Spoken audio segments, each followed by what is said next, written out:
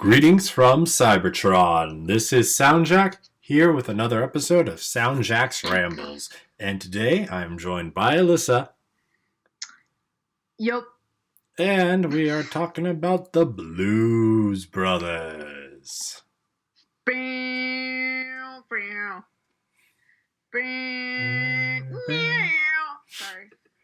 That's their theme song. Yep.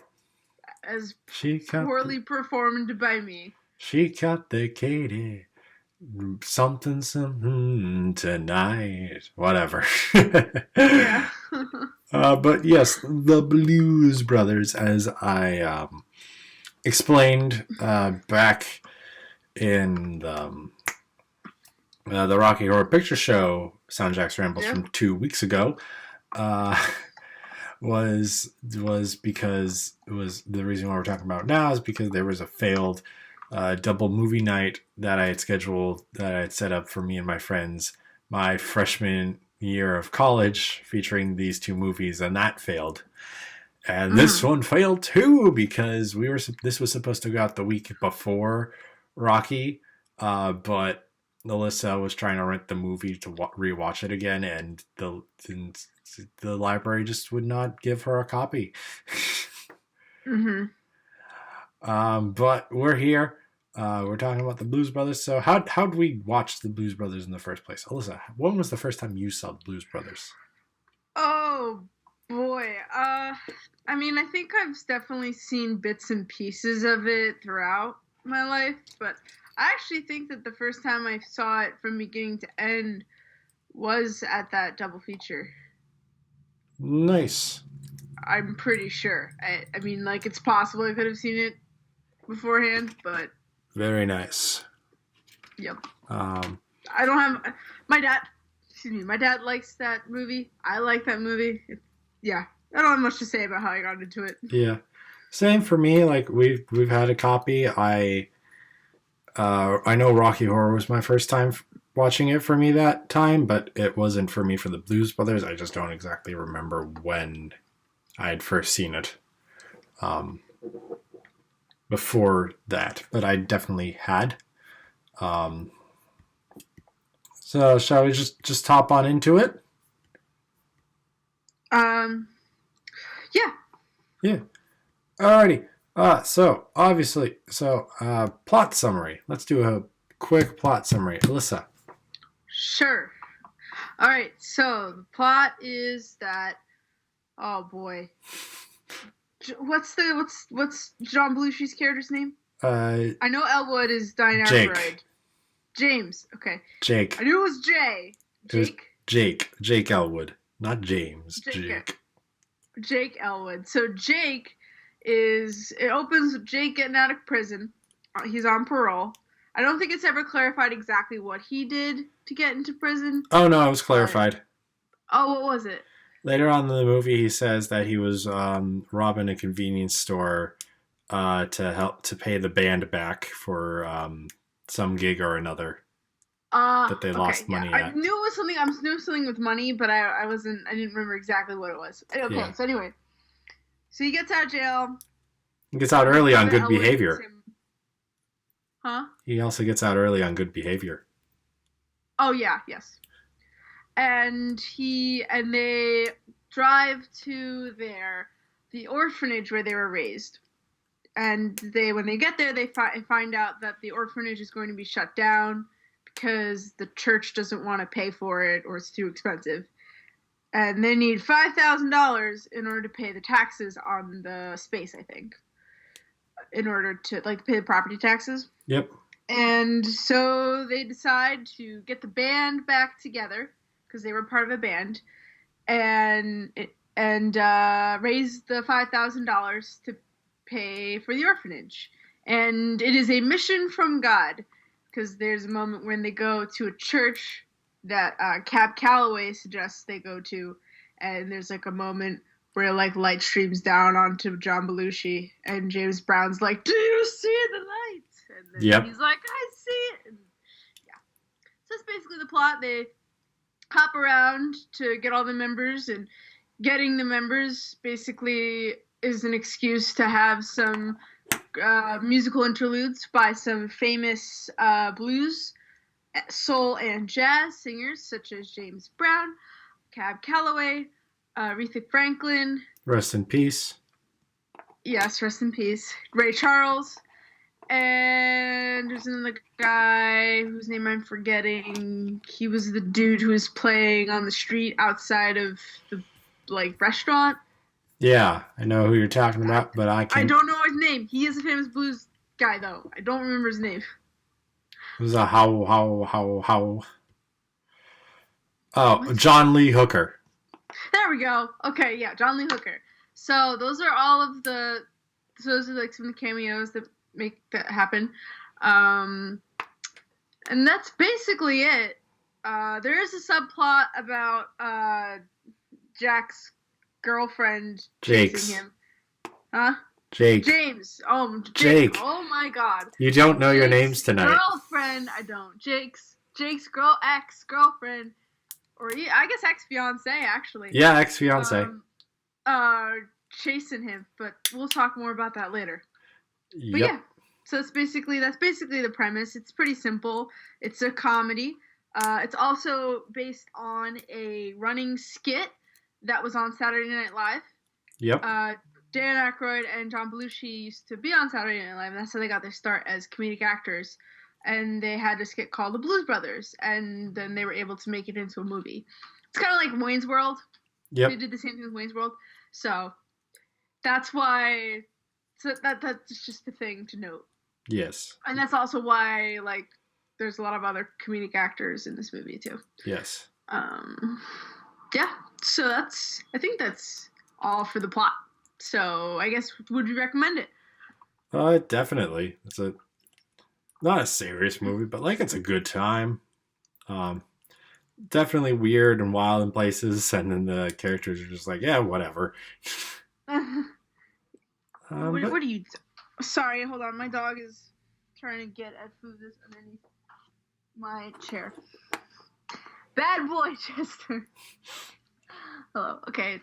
What were you saying? I'm so sorry. My dog interrupted me. You know what? I think I forget. Oh, it's a good time. Good time. This movie is a good time. Yeah. Not a serious movie. Nothing you're really gonna get anything out of. It's not you're gonna get a strong moral lesson or you're gonna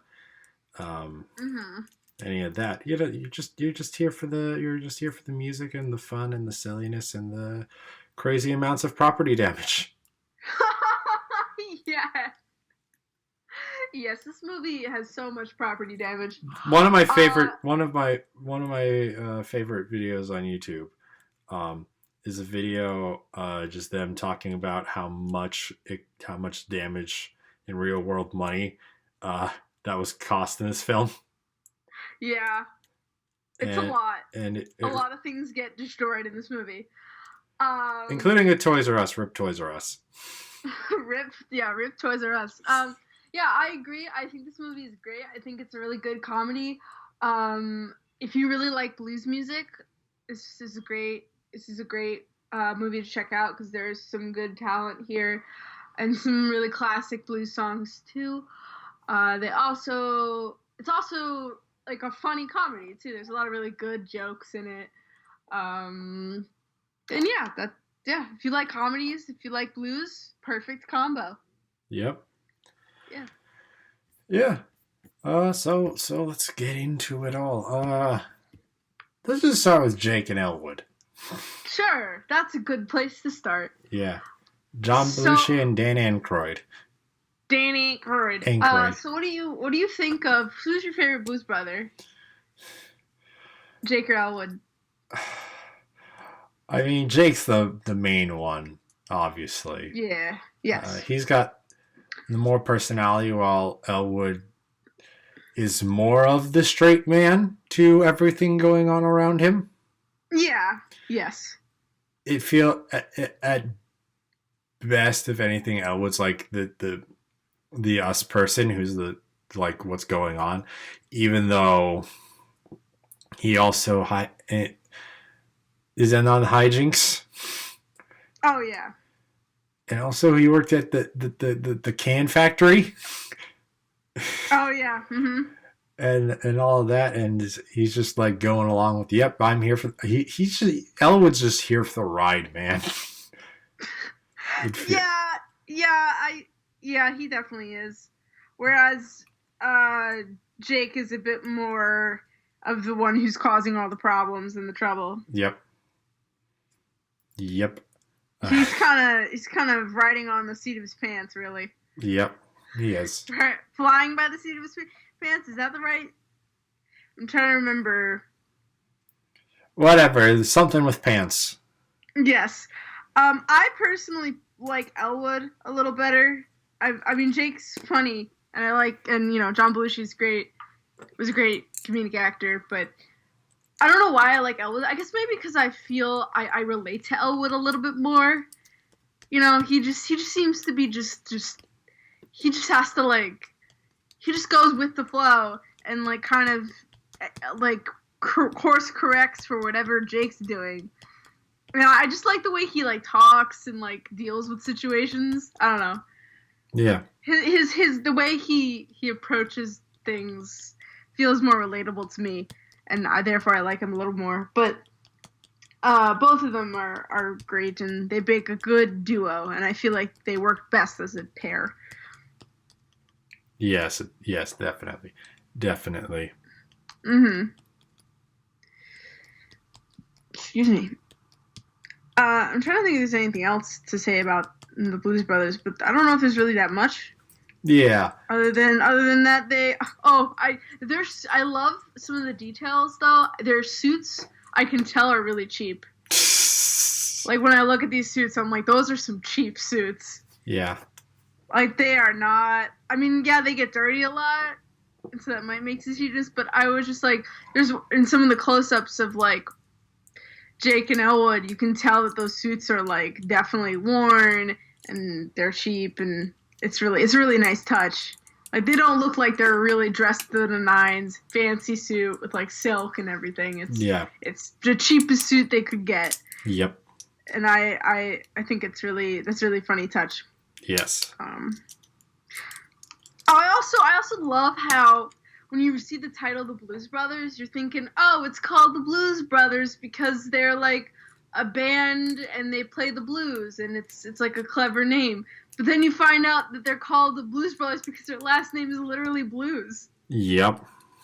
There's just Elwood and Jake Blues, and it's really? Yep. Which is also hilarious. Yes. Oh, indeed it is, yes. Mm-hmm.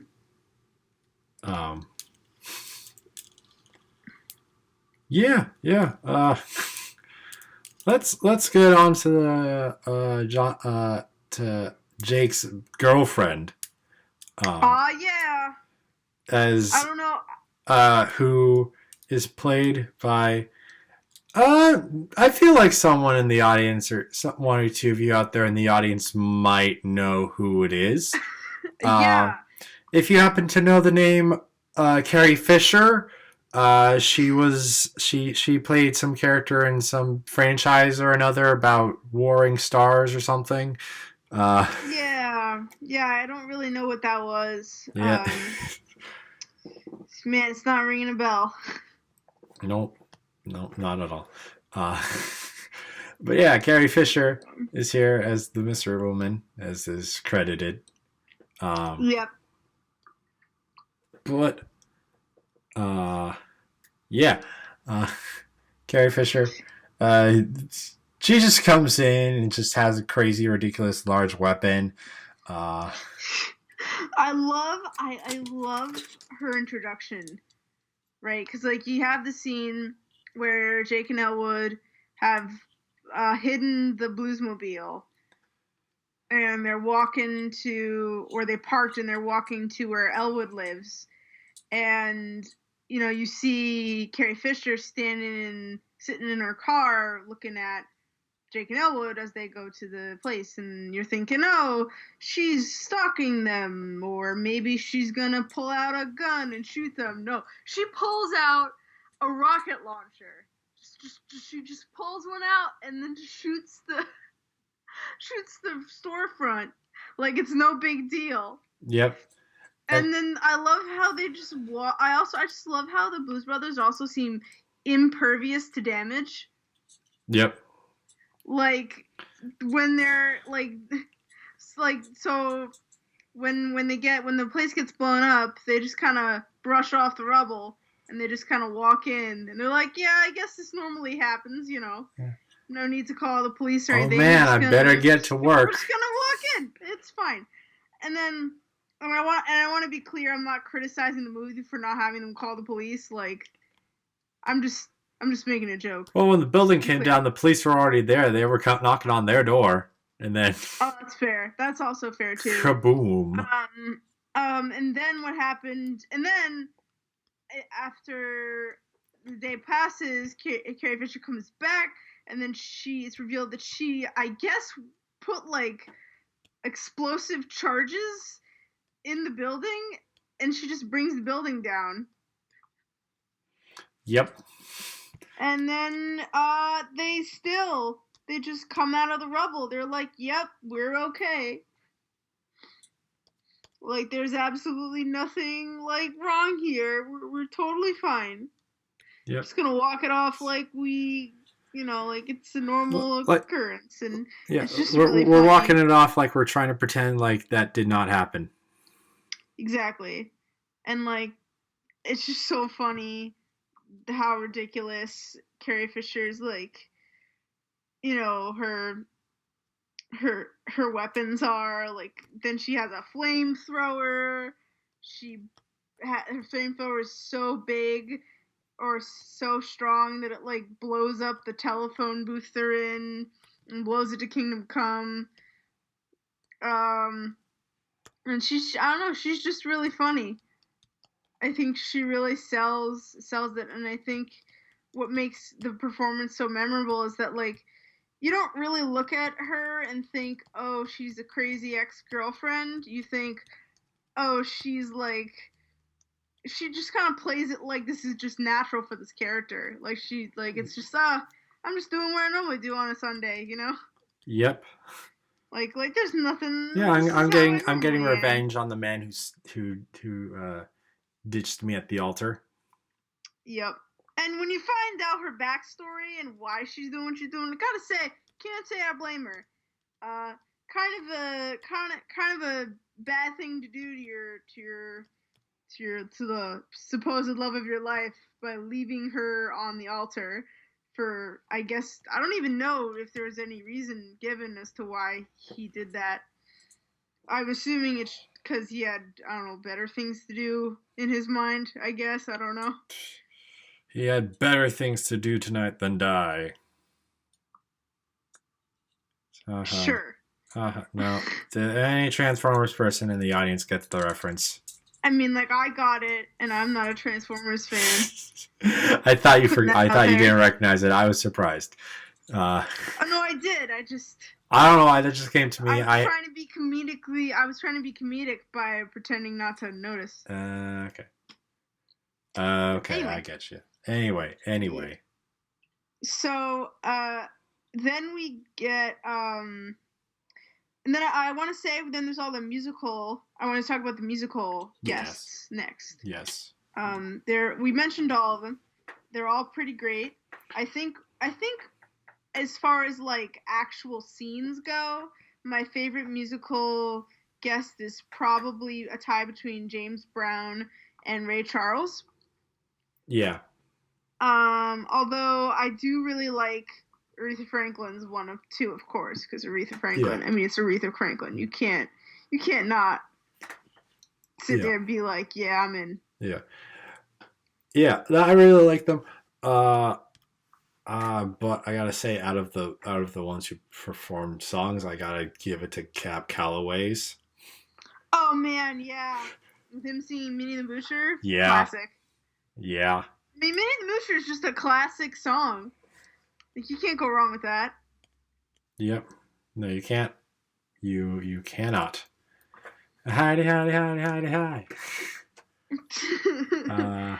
I also love how, for no reason, the band transforms into, like, an old, like, 40s big band, you know? Mm-hmm. as soon as it becomes like Yep. it just happens, and it's great. I love it. Oh yes, definitely. Uh, What's your favorite song? Is Minnie the Moocher? yeah, I'd have to go with Minnie the Moocher. Ah, yes. I think I did like Minnie the Moocher a lot. Although I did really like Aretha Franklin's too, just because I always really liked her singing. So yeah, seeing her was great. Also, that was like one of the few songs that was like in there as like a musical number, like in a musical, like it was part of the story. Right, yeah. Where most of the other ones are an actual performance. Yeah. I mean, Ray Charles runs towards the musical side just for the big show-stopping number and the big choreography on the streets with random people just coming into the dance. But like it's there to showcase the ability of the guitar. Oh yeah. I also love how in every musical number the band just starts playing. Yeah. Especially in Aretha Franklin's number. Like this fry cook just comes out and is like playing the saxophone like it's no big deal. Like, okay. Yep. Yeah.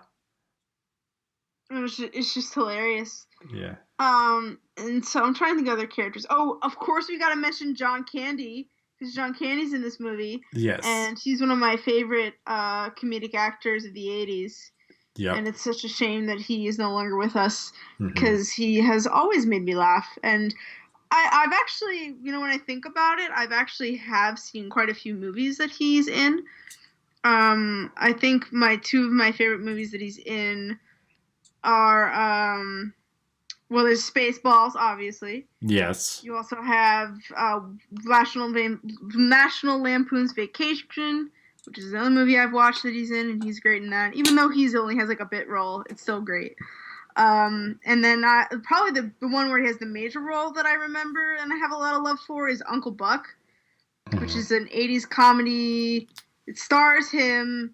It stars John Candy, and it also stars Macaulay Culkin too. Although I guess I don't know how popular or well known that movie is. It might just be because I watched it whenever it was on, like, I don't know, HBO or whatever. Yeah. My parents liked the movie, so I watched it when I was a kid, and I really like Uncle Buck. I haven't watched it in quite a while, so I haven't been able to evaluate if it stood the test of time. But I'd say he's Uncle Buck. John Candy is still really good in that movie. As the down on his luck uncle. Yeah. Anyway, that's a tangent. Side tangent.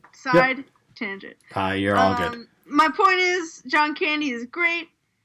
My favorite line of his is the Orange Whip one, where they're going to see the performance of the Blues Brothers, and he's like, he asks his partners if they want an orange whip, and then he's like, 3 orange whips for the table, and I don't know, it's really funny. He's just such a charismatic guy, and every time John Candy's on screen, I'm very happy. Yeah. Oh yeah. Yeah. Too bad he doesn't sing. Darn. John Candy? Yeah. In the movie. Yeah. Yeah, that would be funny. You know what? I'm going through the character list, and I'm just realizing Steven Spielberg was in this movie. He was? He was the Cook County assessor. Oh my god. I did not even recognize him. Which is weird because, like, I've seen his face before. I've seen Steven Spielberg's face, like, quite a few times. So it's kind of strange that I didn't, like, place him. Yeah. So. But that's really hilarious. Also, I would be woe to forget that Frank Oz is in this movie as the corrections officer. The corrections officer, the guy who hands Jake his items, and he is great. I love how blasé he is. Yep. And it's one of those few performances where you actually see his face. Because, like, most of the time, Frank Oz is the voice actor of a puppet or doing puppeteering. Yes. It's so funny, though, because even hearing him, I can totally hear, like, Yoda and some of his other, like, more prominent voice roles in his voice. Yep. Like, obviously, you know, you could, it's not, like, obvious, but I can tell, like, I can hear that it's Frank Oz, you know? Mm-hmm. So, but he's funny, too. I'm trying to think of the other actors in this movie. Well, the other characters we gotta mention. We gotta mention the cops. The cops are funny. Yep. Especially the ones that are, like, chasing down the guys the whole time. And then we have, there's also the good old boys. Yeah. Which are the country singers. Like, when one of the first acts that Jake and Elwood get, well, mostly Jake kind of does it on the spot. Yeah. That they get for the band is at a country joint. It's like a country bar, and they're only allowed to play country music. Yep. And there's like a number of country songs, and they sing some like funny country songs. Mm-hmm. I find it so funny how, like, you see the stage and it's like encased in barbed wire, and you're like, as an audience member, you're like, why is there barbed wire on the fence? And then you realize it's because the rowdy guys are so rowdy that they chuck their beer at the singers. Which has got to be a really bad, like, environment to sing in. Also, you're wasting a lot of beer by doing that. Yep. But I guess they're too drunk to really care, so... Yeah. Shrug.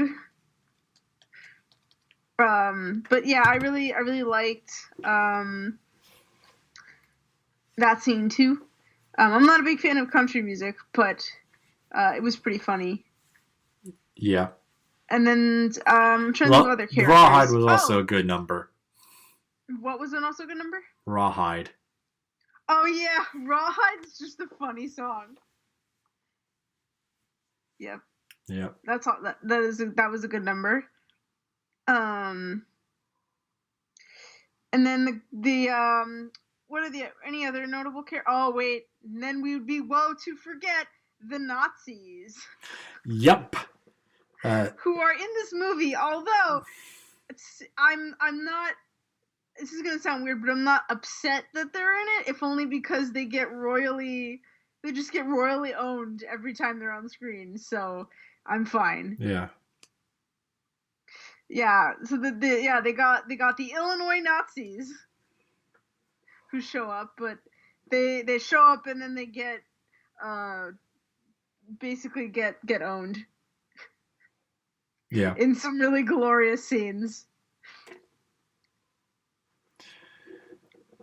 I don't even really know why they're here. Just generally. Just to be another antagonist to the Blues Brothers. Oh, I guess that's fair. Yeah, they're another wrench in the scheme, as it were. Yep. But they're also to get beaten up on and run over. Yeah, that's true. Yeah, they serve as wonderful punching bags. Yes. Which, you know what? That's completely okay with me, and I am here for Nazis being punching bags, and I am not going to apologize for wanting Nazis to be punching bags. Nope, me neither. Anyway, I'm trying to think, is that all of the characters, really? I feel like besides, like, the band. Oh, yeah, and there's the band. Donald Duck Dunn, Murphy Dunn, Willie Too Big Hall, Tom Bones Malone, Blue Lou Marini, Matt Guitar Murphy, Mr. Fabulous Alan Rubin, who are all their actual real names. Yep. And then there are moments where we encounter them trying to get them back together. Yep. I think the best scene of that is when Elwood and Jake go to a fancy restaurant where one of the band members is a maitre d', maitre d' at the restaurant, and they basically try to get him into the band by acting absolutely annoying to the point where they might get him fired. Yep. And they basically act like super rude guests, and I can feel anybody who's ever had a customer service job cringing at this kind of behavior. Oh yes. Hello. Hi. I'm sure you were inwardly like, stop, please, stop, please. I don't get paid enough for this. Yeah. Oh yeah.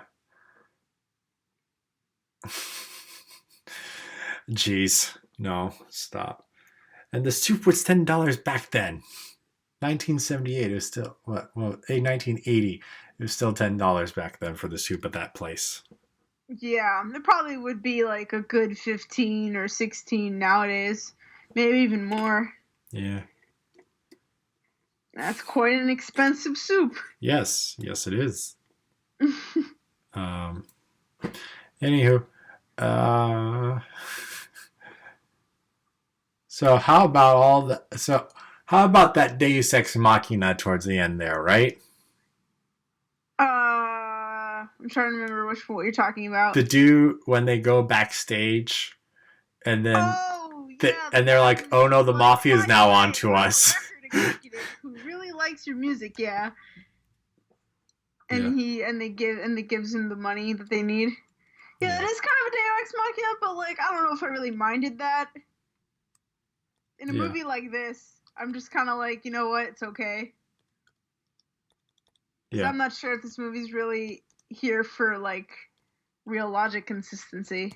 It is a bit of a Deus Ex Machina, but like I don't know. I don't mind it. Yeah. Do you mind it? No, because I mean this movie is just complete ridiculous, off the walls wonkiness anyway. That's true. It's like they got blown up in a phone booth, and then they fall back to the earth, and then they're just like, oh hey, there's probably at least $4 in change here. Right. And they're like, we can use that for like money. I also love, another small detail too. There's just a lot of really good small details in the movie. When Elwood is ringing up the gas for that lady, whose name is Twiggy, I think. Yes, Twiggy. At least the actor's name is Twiggy. I don't really know if that's the character's name, but she's just kind of there. And then she's like, how much will the total be? And then he's like, that'll be $94. And I'm just like, $94? What? Like even now, that's a ridiculous amount of money for gas. I mean, I guess she also wanted a tune-up too. Yeah. So maybe nowadays that wouldn't be too ludicrous. I mean, it probably would read $94 because he left the pump running for so freaking long. Oh, that's true. But like in the 80s, like that's an insane amount of money. Yeah, I mean, there was enough gas in the ground that it blew up the building, so. That's fair. And I'm just like, the lady doesn't like seem suspicious, you know? Yep. She's just like, oh, this is a normal amount of money to pay for gas. Which again, I don't mind the logic of it, as I want to make sure people know. But anyway, that was also a really funny scene. There's just a lot of funny moments in this movie. Michael? What's your favorite funny moment in this movie? Do you think? Like, what moment makes you laugh the most? Probably one of the scenes of just like all of the cop cars. Just driving and then just crashing. Yes, if there's one thing this movie is absolutely famous for, it's all of the law enforcement. All of the scenes involving cars are just amazing. And it's just, and a lot of them make no sense, but it's just the absurdity of it that just makes it great. You know, I think the finale is probably the best moment because, like, you have all the cop cars and you're like, they can't possibly have more. And then they bring in, like, the army, they bring in the fire department, they bring in the SWAT team, they bring in everybody. Everyone is coming. And then you're sitting here, you're just like, but it's only two guys. Like, you're getting all this support for two men who only really have like robbery charges, like as their main. Yeah. Like as like as far as criminals go, they don't have that much on their record. At least not as much as maybe some other people who would require that much force. Like especially like a tank, like. But that's what makes it great. Just seeing all of those vehicles and all of those personnel, which by the way, because we are in a time before CGI, all of those extras are actually extras. Yeah. Which is just a ludicrous amount of people. Which just makes it even better. And then just like the tension of the scene too. Like just you have they go to the building and they like block the door and then like they have to go up the elevator and it takes so long because it's on the like one of the top floors and they have to like sit there and wait. And then and then when they get there, they have to wait 5 minutes because the guy's on his lunch break. And it's just, all the while, you hear all these, like, law enforcement guys screaming as they're running up the elevator, running up the stairs. And it's just so funny. It's just it has such perfect comedic timing. And I love it. Yes. Yeah. I'm trying to think what other things. Oh, and then, of course, we got to mention the mall scene. The mall scene is great. Yes. I love how it starts, because it's just like, Jake's just like, oh, hey, we need to get out of here, Elwood. Like, make us leave this parking lot. And he's like, okay. And then his solution is just, I'll go through the mall. And fun fact, this scene, the mall scene, was filmed on location. Like, this wasn't a sound stage or anything. They actually destroyed a mall for this movie, which is just makes the scene all the more funny because you're like, they actually did it. They actually destroyed a mall just for this scene. And, I mean, to be clear, like, they obviously... all of the actors, all of the people running from the cars were like actual actors. Like this wasn't happening in the middle of a mall and no one knew what was going on. During they didn't crash into a mall during store hours or anything ridiculous like that. But they did demolish a mall for this movie, which is great. Unfortunately, the mall itself is actually I think discontinued and is abandoned in an abandoned state currently, which is really unfortunate. But it will be forever immortalized in this very movie. Yeah. So yeah, and then we do see Toys R Us as one of the kiosks, and it is a little sad to see a Toys R Us store. And I feel like seeing it destroyed is just a perfect metaphor for Toys R Us and its fate. Yep. Oh boy. Wah, wah. All right, yeah. But I'm trying to think. What are some other funny scenes? We never talked about Sister Mary Stigmata. Oh yeah, she's funny. She's actually responsible for like one of the big first jokes of the movie too. Yep. Where it's like she's the sister who tells the brothers, the Blues Brothers, that the orphanage is going to be foreclosed, and then one of them curses and she hits them with a ruler. And then they keep cursing every time they get hit. Yeah, and then she just keeps whacking them and it's so funny. I was laughing so much. I was like, I can't believe this is happening. And then Jake's stuck in the little school desk and then falls all the way down the stairs. Which just makes it even funnier because it's just like, it's just so absurd. It's great. Yep. And then, of course, we've got to talk about the ways in which they screw over the Nazis. Yes. Because the first time they just run into them and they all jump over the bridge into the river. Into the river. And then as part of the big finale, the Blues Brothers are being chased by the Nazis over like a highway that's in construction, and the Blues Brothers do a really impossible stunt of them like flipping around and jumping like turning around, and then the Nazis basically run off the cliff, and then they just plummet from the sky all the way down and just make a hole in the street, and it's the best. And just the expression on their faces is hilarious because they're just sitting there like, we're done for, and it's just incredible. Yeah. Probably one of my favorite like moments of Nazis getting screwed over. It's just perfect, and yes, I laugh every time. Oh yes.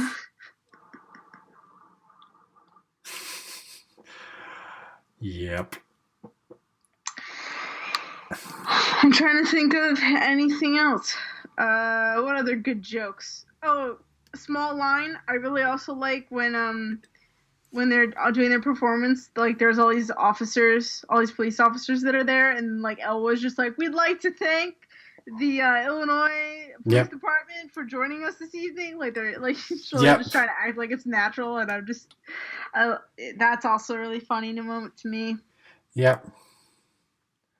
So there's that too. Yeah. I'm trying to think of any other moments. It's hard. Yeah, there's a lot. There are quite a few. I still really I really love the moment when the Blues Brothers are running away from the good old boys. Yep. And then they pass by a billboard at speed. The two cops that were chasing them down to the mall before are sitting behind the billboard. They pull out the whatever that truck is called, rams into them, flips over, and then the cops just get home. I'm like, boy, you caught me in a really bad mood. Yeah, that moment's also really funny too. Yes. I'm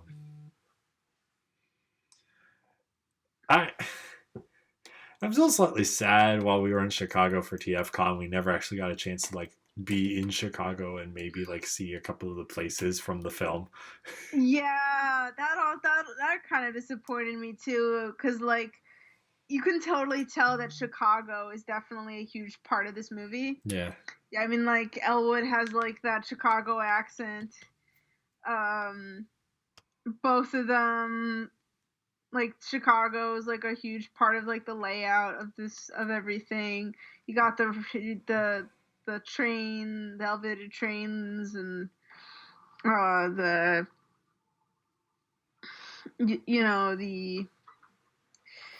tunnels and everything, and just all the city is there too, and I think that's a really good, cool thing, and it makes I think because of that, this movie is really loved by Chicagoans. I don't know how to say people who live in Illinois. Yeah. And I can't blame them. This movie is definitely a very Chicago movie. Yep. So yeah, what else do we want to talk about? I guess, is there anything that we didn't particularly like? Or I mean, I gotta say, sometimes the pacing feels a little weird. How so? I mean, just with how... I think it's mostly just with how the songs are in there. And this might just be from my musical theater experience. It's just... most of the songs don't serve a story purpose. No. And they're just there for... kind of there. Yeah, they're just kind of there. And like, you have a good time, but... Again, pacing. Yeah. And like, and not to say like that just like destroys the film for me. I'm just saying, like, it doesn't have the best pacing of movies because of its nature, but that doesn't make it bad. I'm just saying. Oh yeah, totally. I think that's a fair criticism, and I think you are definitely right. The movies don't the songs don't really tie into anything, and I'd say the only songs that are like some of them just kind of come out of nowhere. I think the ones that have the best intro are probably the Aretha Franklin song and Minnie the Moocher. Yeah. If only because Minnie the Moocher is like, they're like, we need to stall for time, and then they go into the song number. But yeah, I think that's a fair criticism. I don't know if I really noticed it as much as you did, and that might be because of my unfamiliarity with theater, but or musicals in general. But I think that's a fair criticism. So yeah, I also feel the same. I just want to bring this up, side tangent. Now that I'm thinking about it, a musical, a stage musical that I feel has a similar problem is the Jersey Boys musical, because it's also a very similar thing of like their story, and then you have their songs, which aren't. It's a kind of. The Jersey Boys musical is about the Four Seasons, and it's kind of a jukebox musical where it takes songs that are already out there and then puts them into a musical format, but it doesn't try to tell a story with that. It's just telling the life of the Jersey Boys, and then we get interspersed with their songs. And boy, does that make the moments where plot happens feel like they have to be rushed a bit. Yeah. I mean, I feel like I've always felt that way about jukebox musicals. Jukebox musicals, I feel like, they have a lot of limitations because you aren't really allowed to, tell your story correctly, if that makes sense. Because, like, with a musical where the songs are tailor-made for the story, it's a lot easier to pace that properly because the songs are tied to the musical. Yeah. Whereas in a jukebox musical, you sort of the songs are already existing, and you have to work a little harder to sort of weave them into the story. If that makes sense? Yeah. Yep. I think probably my favorite jukebox musical that I've ever seen is Moulin Rouge. I think that one does a pretty good job of I've actually never seen it. I've heard of it, but I've actually never seen it, and I didn't realize it was a jukebox musical. It is a jukebox musical, yeah. Good to know. Okay. It's a Baz Luhrmann production. I've meant to check that one out because there was a song from it in a cabaret I was involved in once, and I was like, oh, that's an interesting show. I should check it out. And I never did, and I forgot that show was a thing until you just brought it up, to be honest. No, I definitely would recommend watching it. The movie itself is actually, I'd say it's a good movie. Yeah. It definitely exists in, like, you kind of have to suspend your disbelief a lot with the movie, and I kind of view it more along the lines of like a fairy tale or like a really like grand fantasy rather than anything grounded in reality. Mm-hmm. And I feel like because it's a musical, it works for that respect. And like I said, I feel like it's the best jukebox musical I've seen because I feel like the songs do really tie in to what's going on, and because of the way the movie is framed, because like one of the problems with the movie in some ways is that it's set in like 18th century France. It's like early 1900s, like turn of the century, I think. Mm-hmm. Or maybe it's like right at the end of the 1800s, sort of. But all of the songs are modern pop music. For the most part. There are some that aren't, but most of them are. And like Madonna's Like a Virgin is in that musical.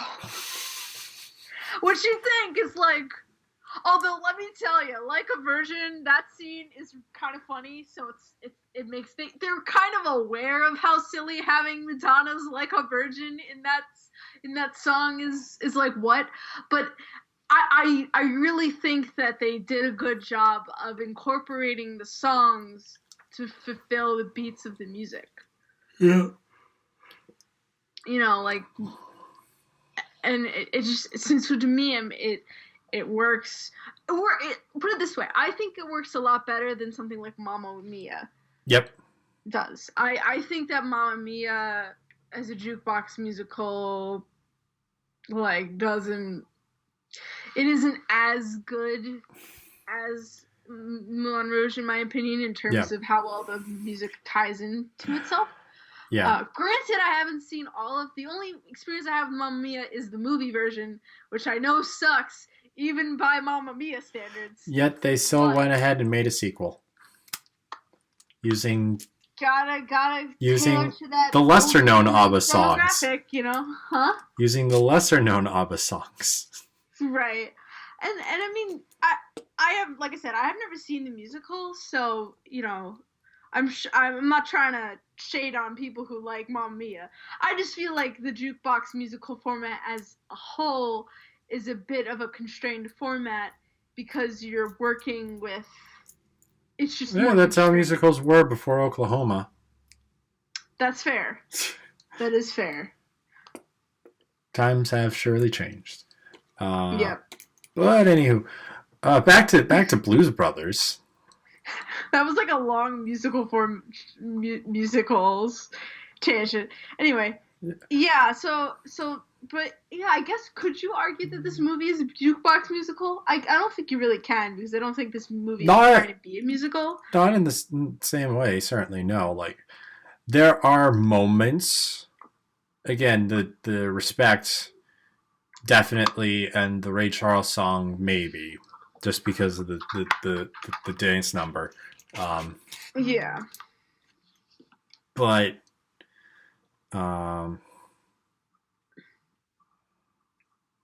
yeah, not so much. Since it's mostly a show about people performing music. And then you get some other background songs like Sweet Home Chicago. Yeah. No, wait, they sing that. They sing that one too. Oh yes, they do. Yeah. At the hall. Yep. At the main venue. Yep. Oh, other thing that I wanted to mention, I'm kind of, part of me is a little upset that they weren't able to have Ray Charles' song be Hit the Road Jack. Yeah. Because that's my personal favorite of his. Aww. I really like that song. It's so groovy and great. But I mean, they wouldn't have been able to really work it into the story, I don't think. So I'm not upset about it. I'm just like, man, that song's great. I like it a lot. Yeah. Did not know that was Ray Charles that sung that song, to be honest. It is Ray Charles, yeah. Well, look at what I don't know. It's funny, as soon as I was done with this movie, I was like, I'm going to download a bunch of old blues songs, and I did, and I'm really happy I did that. I've got some good music now. Cool. And I also learned that, you know that song that Kanye West's Gold Digger samples? That's also a Ray Charles song. Oh, okay. Do you know Kanye West's Gold Digger? I feel like I've heard it before, but I cannot. Like I ain't saying she's a gold digger, but I'm saying she's a broke. I'm really bad at rapping, guys. I can feel any rapper fan just cringing. I think we can move on. Okay. I think we can move on. Okay, so yeah. I'm trying to think if I have any criticisms. I don't know if I do. Or at least not any that like really stood out to me. I think you hit the nail on the head with the whole pacing issue thing. I honestly didn't even realize it until my most recent viewing of it. I mean, yeah, it can be, sometimes when you watch a movie, you don't realize stuff until after you've seen it a couple times. Oh, also, this isn't a criticism, but a quirk of the movie. Okay. There are certain moments that just don't have background music, and it's a little weird to me. Okay, which ones were that? Like, where stuff's happening, like, it probably does help, like, set up the moment, because, like, when the rockets go off and they blow up and whatever, the only noise in the background is the explosion sounds. There's literally nothing else to help set the tone. It's just like... Right. Yeah, and then the music starts again with the dun dun dun dun dun dun dun dun dun when they're just walking. Right. And it's just also in some moments of the police chase were a little quiet, background musically. But that, again, that's just the style of the movie. It's also a bit of an older movie. I mean, I'd also argue that, like, I don't know. I don't think I noticed it all that much. I feel like for the police, the end, it makes sense not to have any background music because otherwise the noise would be too crowded, I feel like. You know? But, like, they had it for some of the time. Like, some of the time, during, like, the chase sequences where there's not as much happening on screen, I guess. I don't know. Wait, there wasn't any background music, I don't think, for the police bit when they get into Chicago until they start running to the Nazis, I believe. There's not. And I don't really mind that. I feel like it... No, I don't mind it. I'm just saying that's a quirk. I'm just like, oh. There's no music here. There are a lot of... I mean, when we talk about a movie... I mean, it's also possible to have too much background music. Yes. Like Transformers, the 86 movie. Fair. That movie really... If we ever... I mean, I guess you should say when, because I'm sure we'll talk about it at some point. But when we talk about that movie, I will definitely bring up, again, that I feel like the background music's is too much for most of the movie. Oh, boy. Comment below if you want us to talk about the 86 movie. I'm sure all of you would love to hear about that. Oh, I'm sure. Okay, I'm trying to think. Is there anything else that we wanted to talk about with this movie? I think that might be it. Like, pretty straightforward kind of a movie.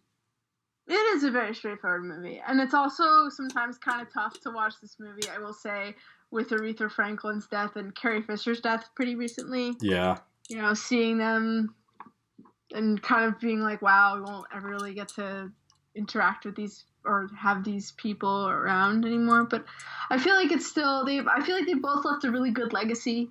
Yes. So just like living that legacy is great. Oh, you know, see, we didn't really talk about I mentioned it, but we didn't really talk about the church scene. Oh, yes. With James Brown as the pastor. Yep.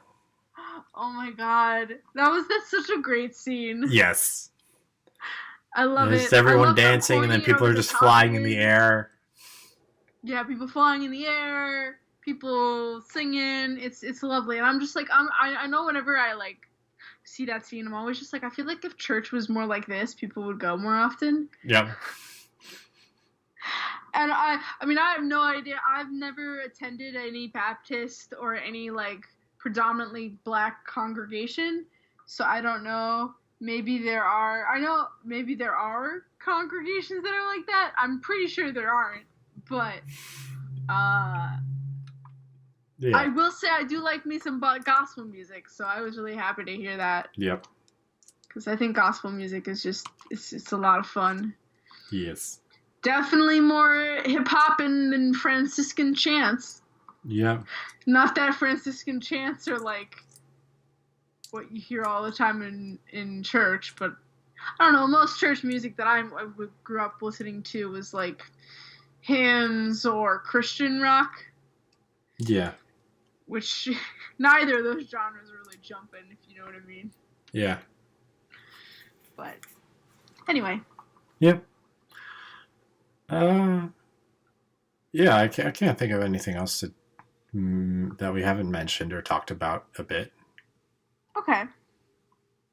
Yeah, me neither. So I guess wrapped up thoughts? Yeah. Or? Yeah. All right, cool. Yeah. So overall, Michael. Good movie. Go watch it if you haven't. You'll have fun.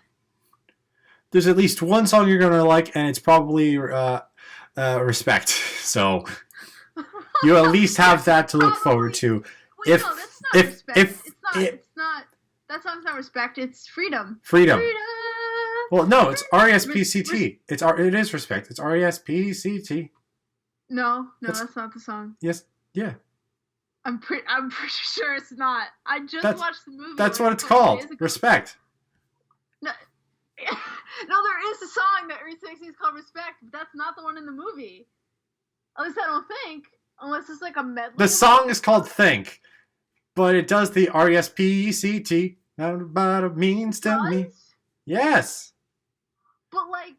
Yeah. But yeah, and then it goes into the freedom. Oh, okay. Freedom. So, freedom. Of all our songs? What? Because Freedom is that song is different from Respect. The Respect does not have that in it. Like, I have that song on Spotify, and I listen to it all the way through, and it doesn't have that freedom moment in it. It's called Think. That's the song that's in this. I know the song's called Think. I'm telling you, though, that I think... Or am I just getting confused? The song is supposed to be a medley of Aretha Franklin's famous hits. Okay. You know what I mean? Like I don't like Respect is a separate song from Think. They're two different things.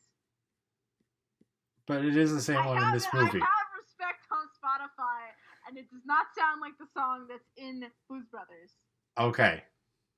Like, I think if there's a moment, I think it's a reference rather than like just an Aretha Franklin song. Okay. Someone in the comments yell at us if we're wrong. Yeah. I'm like 95% sure that Respect. I know that Respect is not the song that Aretha Franklin sings.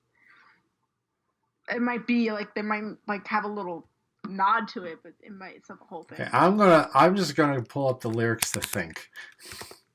Okay. While we were... I believe you, but at the same time I don't believe you, if that makes sense.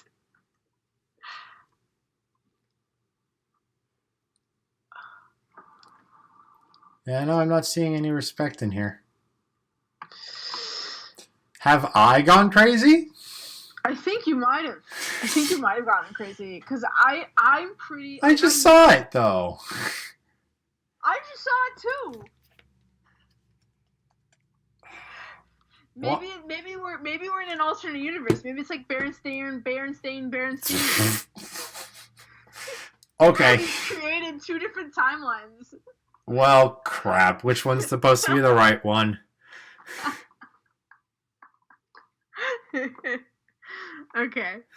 Oh my god. Anyway, right, well, I think we can wrap up now. Yeah, I definitely agree though. This is a good movie. It's a lot of fun. It's funny. It has really good music. It just has some ridiculous moments. It has Nazis getting owned. So if any of those things sound appealing to you, definitely check this one out. Yep. Yeah, definitely check this movie out. Good time.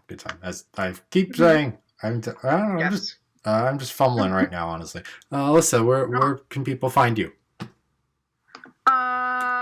People can find me on Twitter at @TheRationalDeath.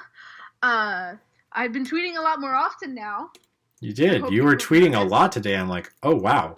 I was tweeting a lot today. I had a lot to say today. Yeah. Most of my tweets recently have been about my dog. Because he sleeps on your bed. He does. He's not sleeping on my bed right now, which I'm surprised about. I think it's because I have 3 items on my bed. Mm-hmm. And I think that's just not sitting well with him. He's very particular. Yeah.